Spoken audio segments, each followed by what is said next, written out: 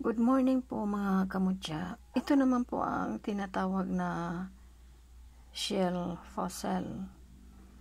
Ito po ay hindi lang po ito 10 years, 20 years, 30 years. It is maybe 100 years na po ito. Fossil na po siya. So maganda po kung tayo po ay meron din ganitong collection. Maganda po ang meaning po ng ganitong klaseng fossilized na na shell. Maganda din po ito sa business at meron po siyang power of tawag dyan, yung calming, ikakalma ka po. Halimbawa, madali kang magalit, madali kang kumbaga irritated ka lagi. So maganda din po na meron po tayong ganito.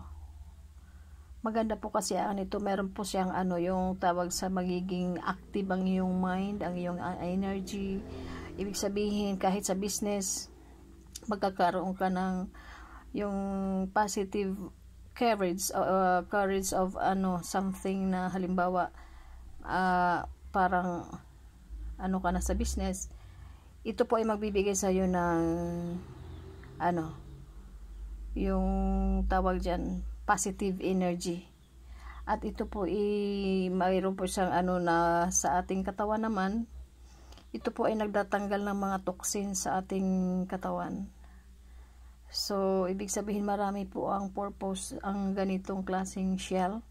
Sa kagandahan po niya, meron siyang dito sa dulo. Ito po yung tinatawag na ipo-ipo, na ibig sabihin ito yung tuloy-tuloy, na ibig sabihin wala makakahadlang sa iyong kung ano ang goal mo sa buhay, mararating mo na, ibig sabihin malalampasan mo lahat ng mga pagsubok sa buhay. Ito po ay maswerte din po kung tayo po magko-collect. Ibang klase po ito. Meron po mga ganito po na na mga tawag dyan, maninipis lang ang niya, ang shell. Ito po ang niya is ito makapal po. Ayan sobrang kapal po yan at saka mabigat. Fossilized na po talaga siya. So marami siyang sa atin hatid kung tayo po ay mayroong ganitong alaga o collection na klase ng shell na fossilized. Ito po ay siya, maganda siya kung nasa bahay, kumbaga nag-ahatid siya ng calming energy na may feeling ka na parang na-stress ka o meron kang yung parang anxiety. Isa din po ito na magpapakalma sa'yo.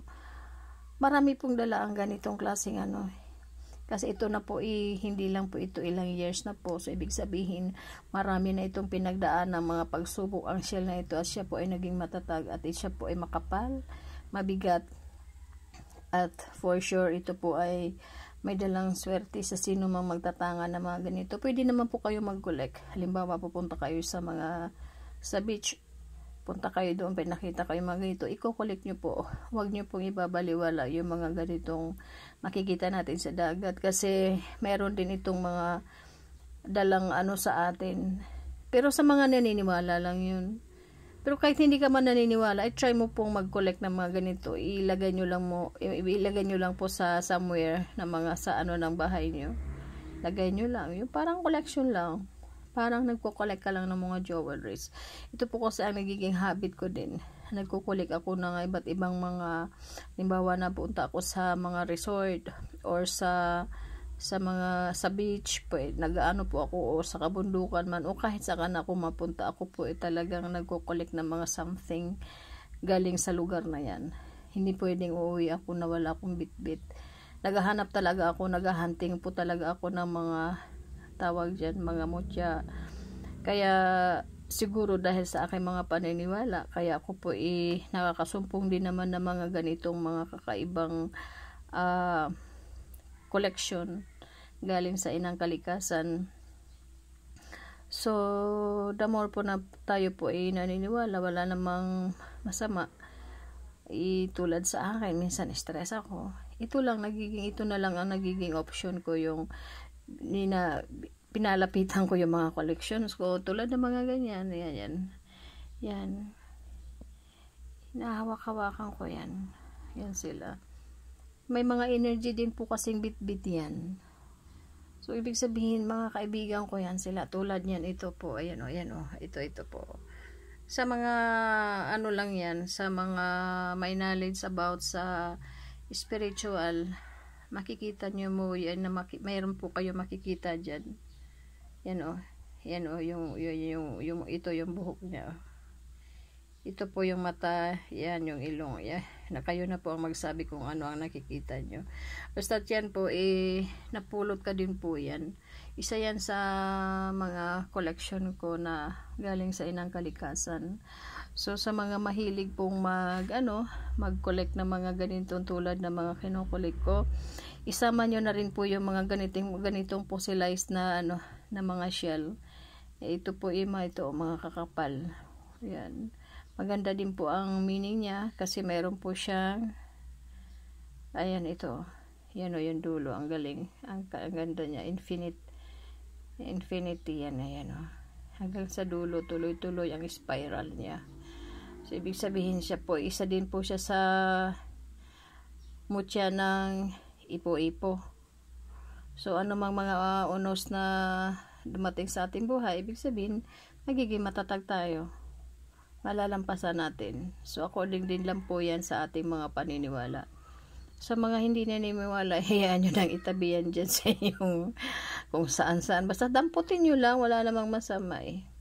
Diba, ganito kasi mga naman yan eh. Ibig sabihin, ilagay nyo lang somewhere. Sa mga gilid-gilid ng bahay nyo. Ilagay nyo yan sa, mas the best talaga. Yung katulad sa akin, ilalagay ko sa altar. Mayroon talaga silang place. Maladan doon pa sa sala, marami ako doon.